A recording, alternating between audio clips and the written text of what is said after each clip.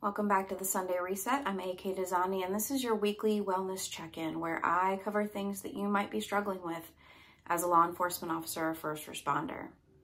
Now, I know I said this segment was going to get more lighthearted, but I simply cannot ignore the devastating spike in line of duty deaths in the last 2 weeks, to include losing 7 law enforcement officers and public safety personnel to gunfire in a short 24-hour period. There are a lot of you communicating sadness, grief, fear, uncertainty, and just simply not being able to make sense of it all. And there are no words that I can say to make the pain go away. It's not fair and it's not pleasant, but life holds some very unfortunate truths. I want to remind you that when a line of duty death occurs, it's not a problem to be solved. It is palpable and it carries a massive ripple effect. And many of us go into problem-solving mode because that's what we do. And it makes us feel useful and it gives us the illusion that we have some kind of control in the matter. Ultimately, it's an event that needs to be grieved and felt. And I know the world doesn't stop, but you have to carve out time when you're off duty to release it from your system. Otherwise, it builds up and it will leak out eventually, and usually when it's the most inconvenient and the least expected. I encourage you to take time for fellowship with others. Fresh air, sunshine, basic bodily needs, eating, rest, movement, hydration. Keep it simple. It also helps for all involved to understand that words aren't always going to be there in these times.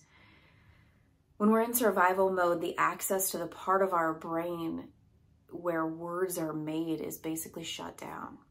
And there's so much power in simply being present with other people, even if you're talking about nothing other than the weather. I know it's hard, but also be mindful about social media. It can be a great way to support each other, but it is not a substitute for real connection with those in proximity to you. It can actually amplify fear and loneliness if not handled with care. If you absolutely feel like you have to funnel your energy somewhere, as tough as it might be to think about, it can sometimes be helpful for families to prepare in case of, God forbid, it should happen to them. Putting together a binder or folder of pertinent information can help all involved to feel some sort of confidence that the family won't be left scrambling in the event of a tragedy. This can also help you to move forward in accepting that it is, although painful, a real possibility. This can include things like financial information, insurance policies, passwords, identification, like birth certificates, social security card, marriage license, and any other wishes included.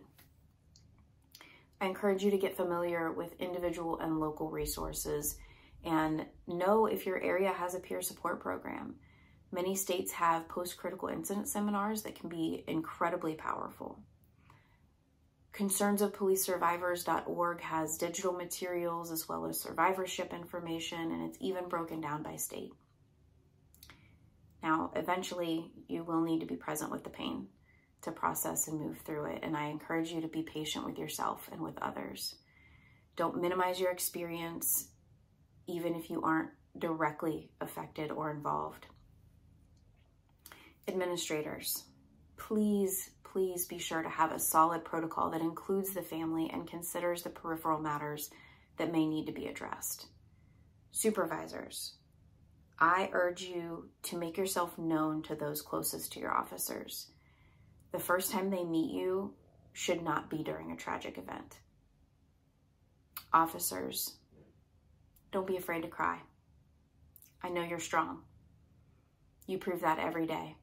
And if there's ever a time in life when it's okay to let it out, this is it. Loved ones, be patient and supportive. Help to provide some sense of normalcy, but enough space to allow conversation and venting if it's needed. But know that your presence alone is powerful enough.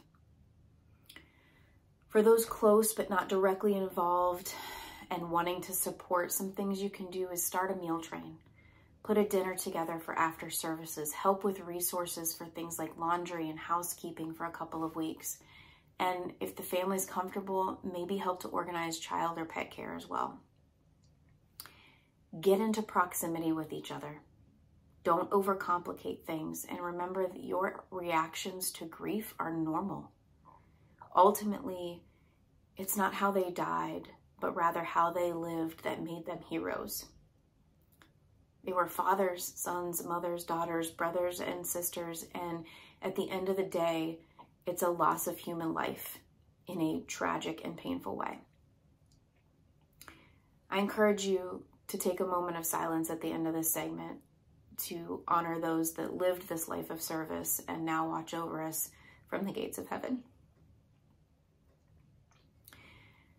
Come back and reset with me next week. May God watch over each and every peacemaker and their families. Be well and stay safe.